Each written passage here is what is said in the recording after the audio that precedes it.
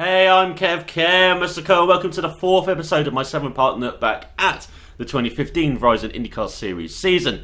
In the last episode, we looked at a couple of teams mired in the midfield in Smith Peterson Motorsports and KV Racing Technology, or KVSH. In this episode, we're looking at a couple of teams who dragged themselves out of the midfield by visiting victory lane a few times during the year. And the first team were actually two separate teams in 2014. On one hand, you had CFH Hartman Racing, and on the other, you had Ed Carpenter Racing. And as they merged for 2015, there were loads of question marks about how this team would perform. But CFH Racing definitely answered those questions enthusiastically with their star driver coming of age.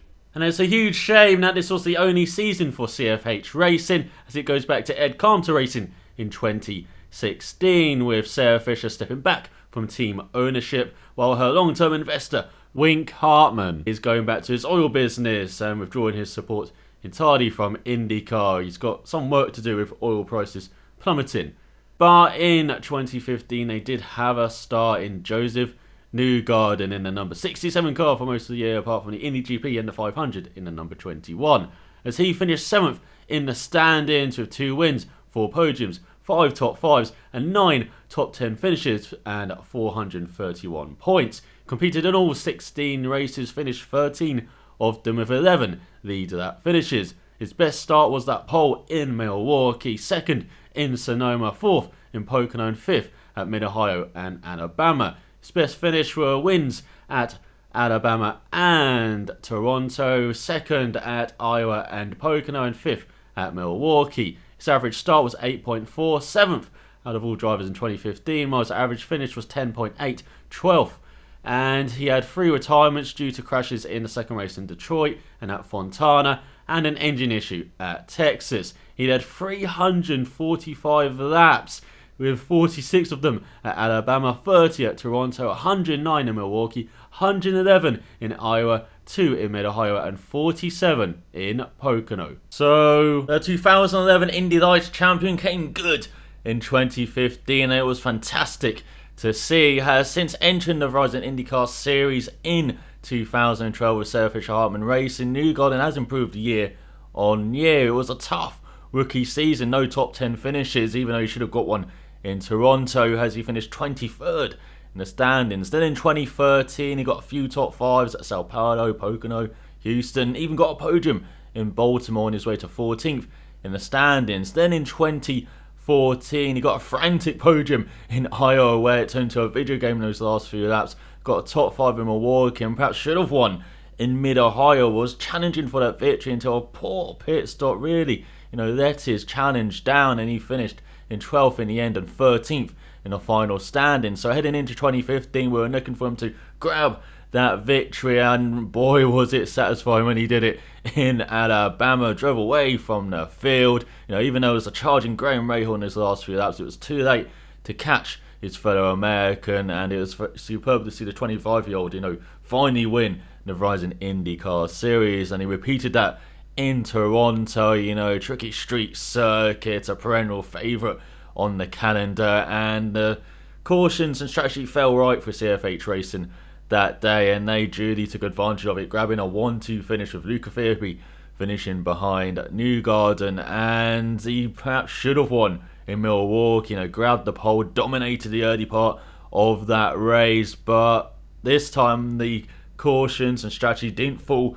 his way, and he only ended up in 5th place in the end. But he followed that up with another podium in Iowa, once again finishing behind Ryan Hunter-Reay there, and at Pocono he once again finished behind the Andretti Autosport driver, and so heading to Sonoma, he's on the fringes of the championship battle but was never really in it, and he did a superb job in qualifying, getting on the front row.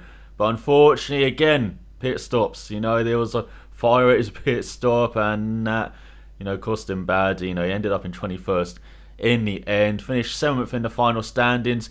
1 place behind Ryan Hunter-Reay. He must be freaking frustrated at seeing that guy just beating him, it feels like. But it was a superb year from Newgarden, and I'm really excited to see what he can do in 2016. As I said, there are changes within the team. It's gone back to Ed Carpenter Racing, his perennial team owner. CFH has now stepped back along with Hartman. So it'll be interesting to see how it goes in 2016. To see if he and the team can keep up the momentum. But in 2015, it was a fantastic breakout year for the American. And alongside Newgarden throughout the year was the number 20 entry. And just like it was at Ed Carpenter Racing, it was split between the road and street course side and Ed Carpenter driving on the ovals. And it was up to Luca Fairby to navigate the left and right hand turn circuits, as the Italian finished 21st in the final standings with 1 podium, 1 top 5 and 4 top 10 finishes and 182 points. He competed in 10 races, finished 8 of them with 6 leads that finishes. His best start was 6th at Toronto, 9th at NOLA, Alabama, the Indy GP and Mid-Ohio. His best finish was 2nd at Toronto, 9th at St. Pete in the first race in Detroit, 10th at NOLA and 11th at Alabama. His average start was 12.4, 12th out of all drivers in 2015, while his average finish was 13.9, 19th. Well, I say his 2 retirements were due to crashes, but they were on the last lap and penultimate lap of races, with a final lap crash in the first race in Detroit where he still was classified as 9th, and he went off course at Mid-Ohio on the penultimate lap, as he also led 2 laps throughout the year at Toronto. So for Fairby, he finally got his chance in the Verizon IndyCar Series after a couple of years of the odd chance here or there, as the 2011 AutoGP and GP2 runner-up. Well, it's been 5 years now.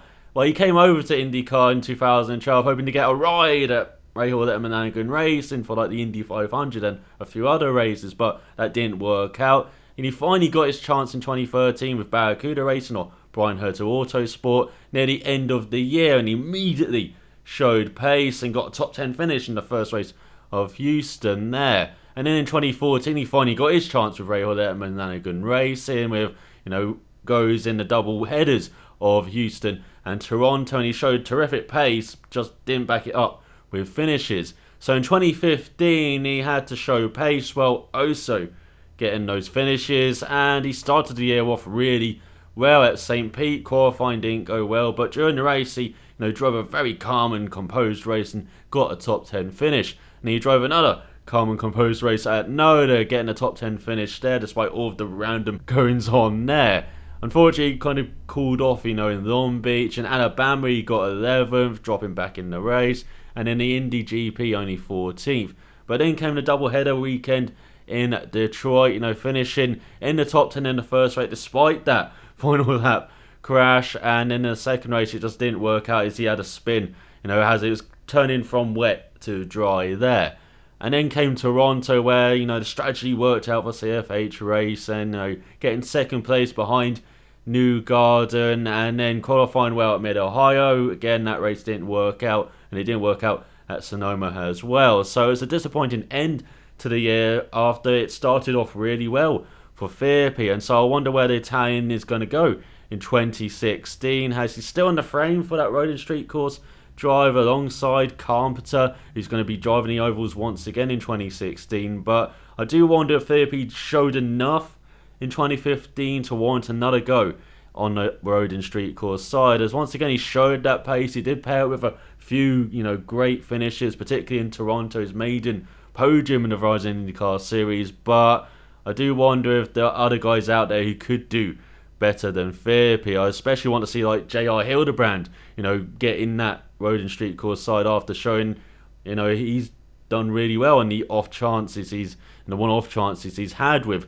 Ed Carpenter Racing, CFH Racing in recent years. So for Fairby, it was a good year in 2015, but I do wonder if it was good enough for him to get future rides in the Verizon IndyCar Series. Well, we move on to a guy who's always guaranteed a ride in the Verizon IndyCar Series because he's the damn team owner. If he doesn't give himself a ride, why would anyone else? As Ed Carpenter drove the ovals in 2015 for the number 20 entry, and he ended up 27th in the standings with 2 top 10 finishes and 88 points. He competed in 6 races, finished 2 of them, and both of those finishes were on the lead lap. As his best start was 4th at Fontana, 11th at Iowa, 12th at the Indy 500, 15th at Texas. His 2 finishes were 6th at Iowa and 10th at Milwaukee. His average start was 14.2, 20th out of all drivers, while his average finish was 17.8, 31st.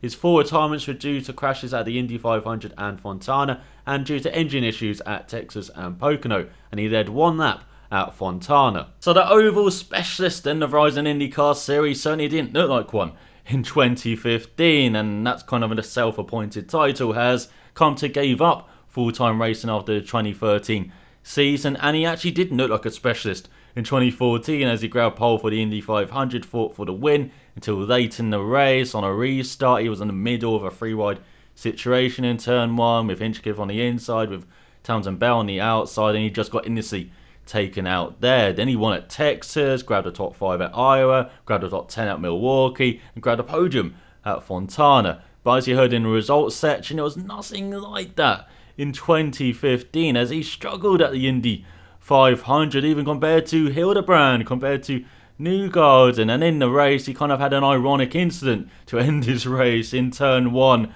where he did what ElusiveKev did to him in 2014, he did to Serbia in 2015, but even in a worse way, as he kind of was later into that corner making the move. It was too late for Serbia to react, and he just took himself and the Spaniard out of the Indy 500. Then at Texas and Pocono, he had those engine issues, didn't really run hot at either race as well. Then at Fontana, in the middle groove, he just lost the car in that last corner and took out his teammate Newgarden. And on the outside, just in the high groove, just innocently minding his own business, up came Compton to wipe both of the CFH racing cars out there. And then at Milwaukee, he grabbed a top 10. And then at Iowa, had his best race by a country mile all year long. Finished 6th there, got his best result of the year as well.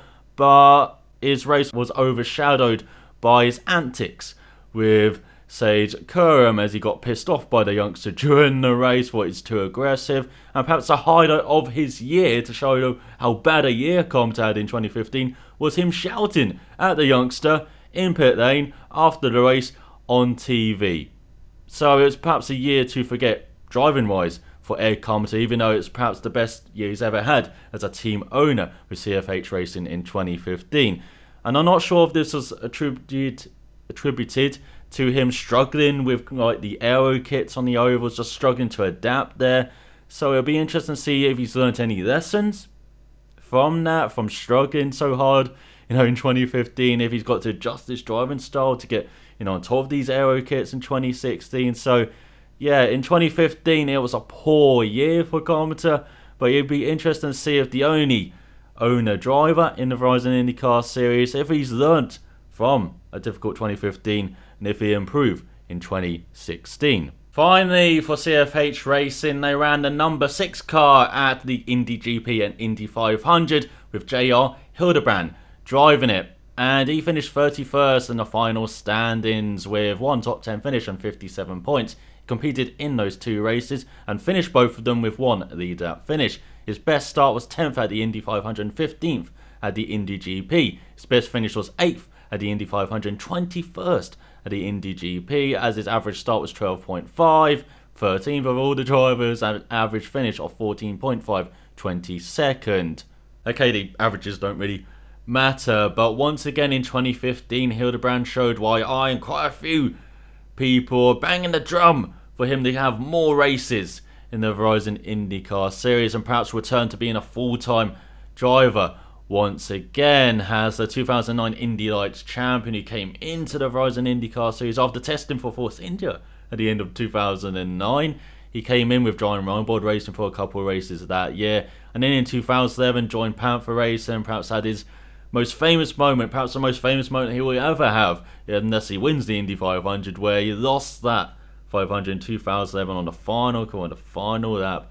So we all know the story, we've all seen the video as well, unfortunately for him.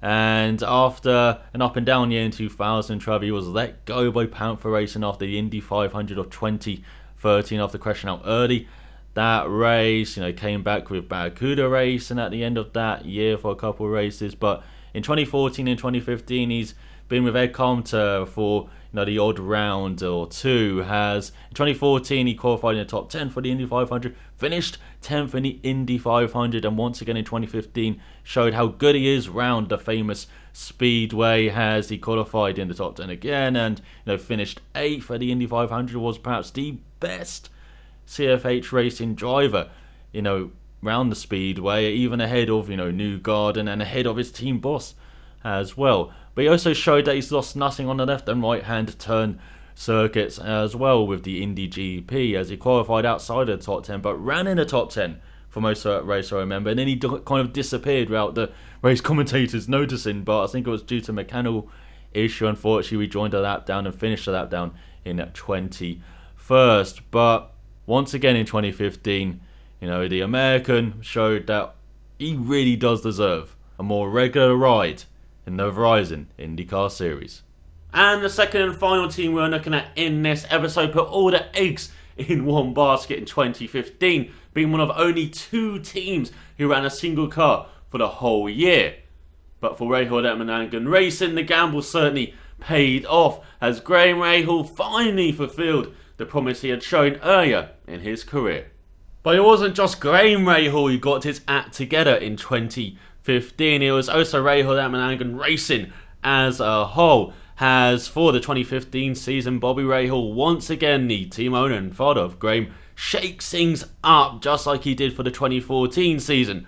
Unfortunately, it didn't work out that year, as Graham finished 19th in the driver's standings after finishing 18th in the driver's standings in 2013. It really was a miserable couple of years for the team and driver.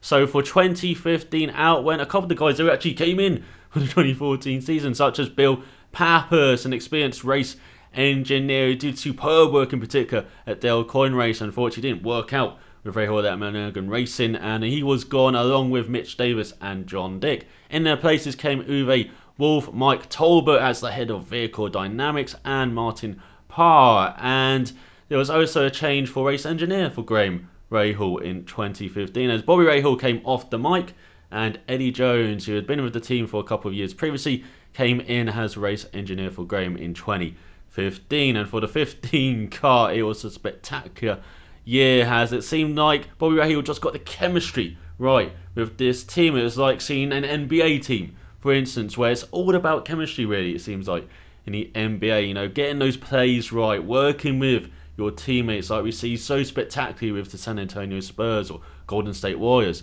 at the moment. You can have the best players, but if they don't know how to work together and run those plays efficiently, you're not going to win games. And that's what we saw with Rahal Letterman Lanigan Racing in 2014.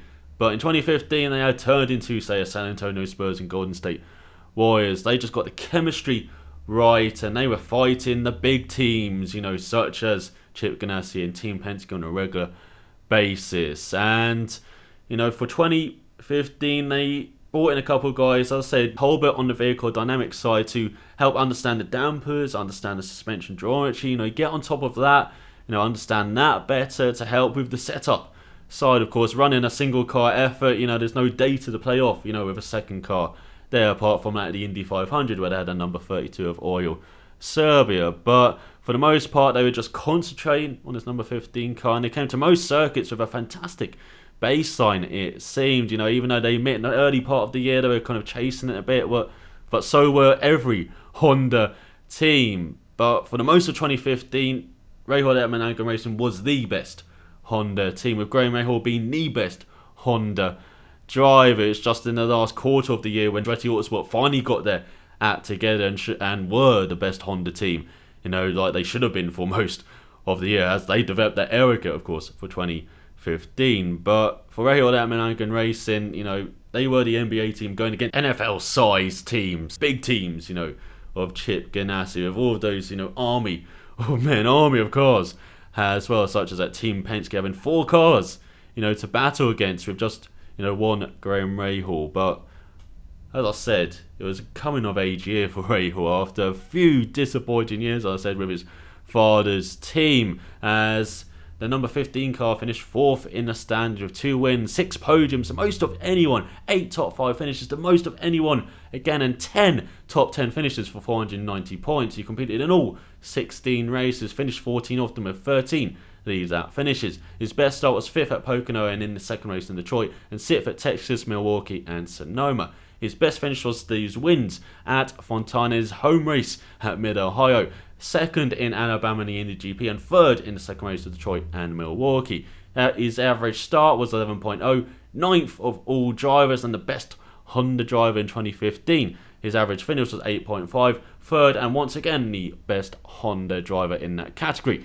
His two retirements were due to crashes in the first race in Detroit and at Pocono, and he led 76 laps throughout the year, 17 of them at Alabama, 9 at the Indy GP, 15 at Fontana, 5 at Milwaukee, 7 at Iowa, and 23 at Mid-Ohio. So we know Graham Rahal was superb, but just how good was he? Well, the statistics that really step out to me were the most podium finishes in 2015 with 6 of them, and the most top 5 finishes. Half the races in 2015 he finished in the top 5. That really highlights how much he and the team really elevated the game in 2015 after a couple of miserable years in 2013, 2014, where Rahal showed glimpses of excellence, such as getting a podium at Long Beach in 2013, a top 5 at Iowa that year as well. In 2014, getting a podium in the first race in Detroit, setting the fastest lap on his way to chasing down Will Power in the closing laps of that race, getting a top 5 at Mid-Ohio as well, his home race in 2014 as well. So, those were the glimpses of excellence, but apart from that, there wasn't much else to write home about. And this is after a couple of underwhelming years with Chip Ganassi Racing in 2011 and 2012, where he finished 9th and 10th in the championship. Effectively a B team within Chip Ganassi Racing, but I still think we expected much more consistency from him and expect him to push on as well with his years in Chip Ganassi Racing, getting more wins, getting more podiums. In the end, he only got 4 podiums and only 1 podium in 2012 at Texas in a race he should have won when he hit the wall late in the race and let Justin Wilson win that with Delcoin Racing. And this is after a year in 2010 where he went around the houses with teams after Newman Haas couldn't afford to keep him at the beginning of the year. He did rejoin the team in the second half of that year, though. It has in 2009 he had a superb year, grabbing poles at St. Pete in Kansas early in the year, getting a number of podiums and top 5 finishes on his way to 7th in the championship. And this is after in 2008 joining the series with Newman Haas Lanigan Racing, winning in St. Pete in his first race in the series as a teenager. I think he's still the youngest ever winner of a Verizon IndyCar Series race. And this was after in 2007 with Newman Haas Lanigan Racing in the final year of Champ Car, getting a number of podiums on his way to 5th in the championship, while his teammate Sebastian Bourdais won it all. So it's been like a decade now in the top level of American open wheel racing for Graham Rahal, and heading into 2015 it was kind of 5 years of not much to write home about there, not much to be impressed with. After in his teenage years and being 20 in 2009 he was kind of superb. So heading into 2015, in my season preview of last year I kind of questioned, will the real Graham Rahal stand up? Where is all of this potential we saw in his younger years? He's been followed by 5 years of kind of disappointment. Well, in 2015, he certainly showed that potential was still there. And as I said, with the right chemistry in that team, he really did deliver. As after the first race in St. Pete, where he should have got a top 10 finish, he made a silly mistake on Charlie Kimball coming from too far back, got a penalty that race, screamed about on the radio, screamed about it on Twitter after the race as well. And I think after the finish in 11th in that race, I was kind of going, oh, it's the same Graham Rahal once again, making all of this noise but not backing it up. Well, he certainly did back it up for the rest of the year. He certainly did walk the walk. At NOLA, he got a top 10 finish. At Long Beach, he was battling for the best Honda driver with Marco Andretti as he finished 11th. Then at Alabama, which really kick-started his season, he got a podium there with the alternate strategy, leading a few laps and making some superb passes at the end of the race on the likes of Will Power and Scott Dixon on his way to 2nd behind Newgarden there. And then even more impressive, I would believe, at the Grand Prix of Indianapolis, where he qualified really low down, but thanks to the early chaos in that race, managed to move up the order.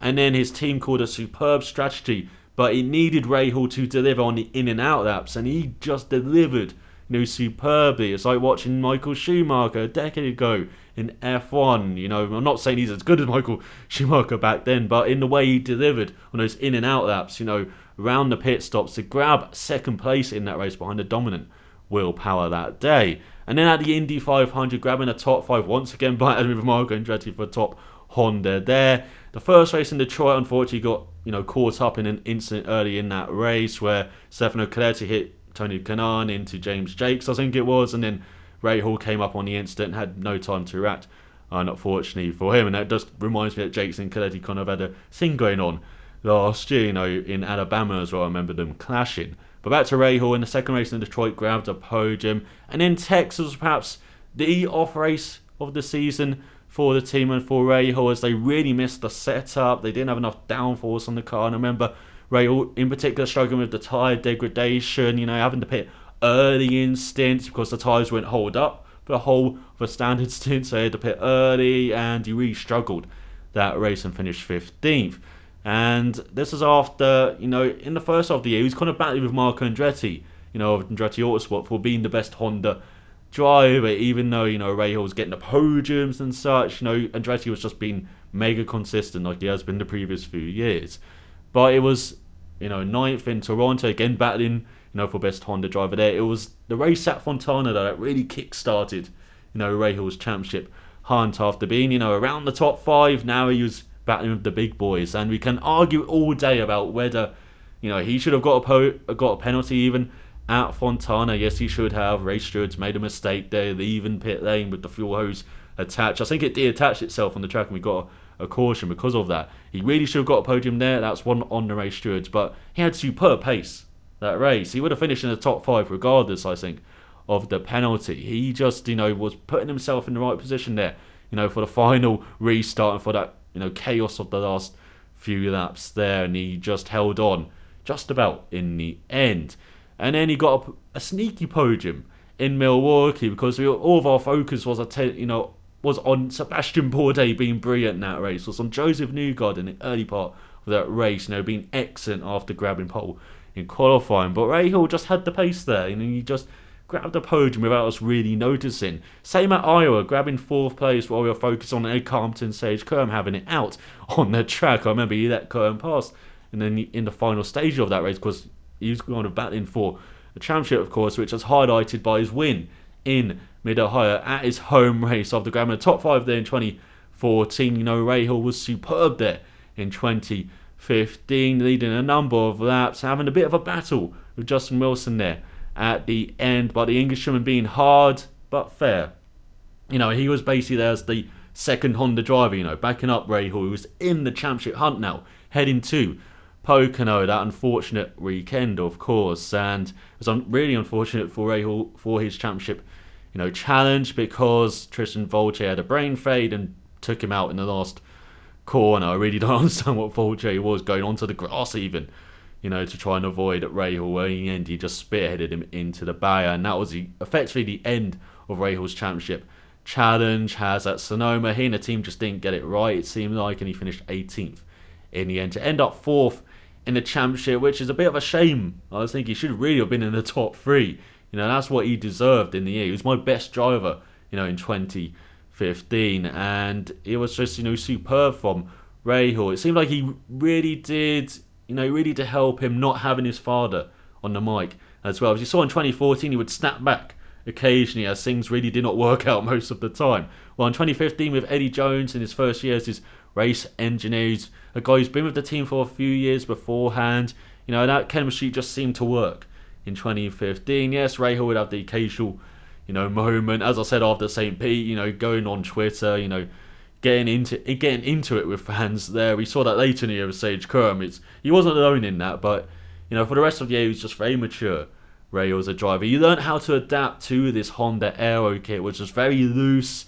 Most drivers couldn't deal with that, but Rahal adapted his style. He's not very good with the loose stuff normally, as you've seen in 2013 and 2014, but he adapted his style, got used to the car, and he just drove superb. He just managed to find something with that Honda Aero kit that not many other drivers found in 2015. Really, only Marco Andretti was kind of close, and then Ryan Hunter-Reay, of course, in the last part of the year, and maybe James Hinchcliffe as well in the early part of the year. So, in 2015, Graham Rahal really did perform how we wanted him to perform for at least 5 years now, and it was just superb to see that potential fulfilled in 2015. And alongside Rahal at the Indy 500 was the number 32 car piloted by Oil Serbia, as the Spaniard, as you've already heard, started 13th and then he got crashed into by Ed Compton in the first corner on lap 112. And he also had, of course, started the race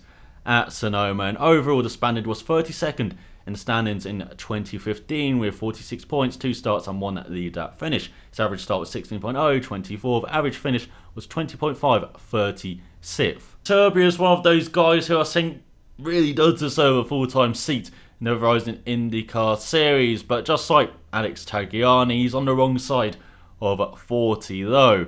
As, of course, we know the Indy 500 didn't work out for him this year, and he had his other drive and that emotional drive at Sonoma. What a superb job he did there. But this is a guy who 5 years ago finished 4th in the championship with Newman Haas racing, behind the big guns from Chip Ganassi and Penske. And unfortunately, at the end of the year, of course, the team shut up shop, and he hasn't been in a full-time ride since the end of 2013 when Panther Racing could effectively shut up shop as well.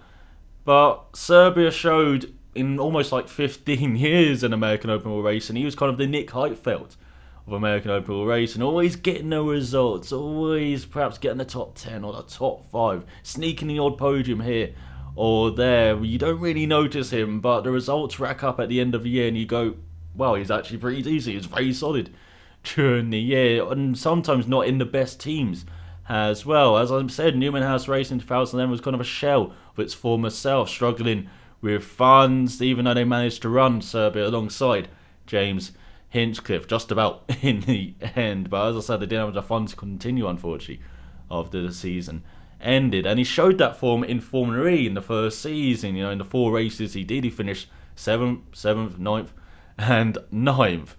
And it was kind of a surprise that he effectively retired at the beginning of last year before the Miami E-Prix. He gave up his seat at Dragon Racing to take a kind of managing director role with the team. And that's his full-time job now.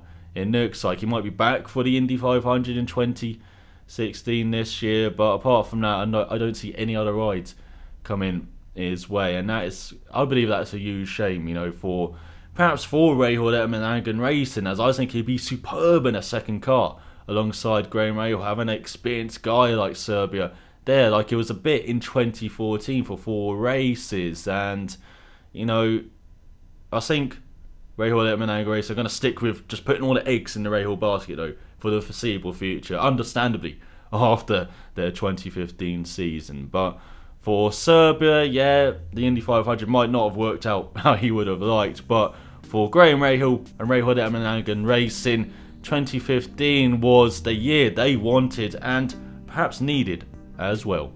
And that's the end of episode 4 and the end of looking at more than one team in these episodes, as the next 3 are dedicated to the big 3 in the Verizon IndyCar series, with them getting a single episode each.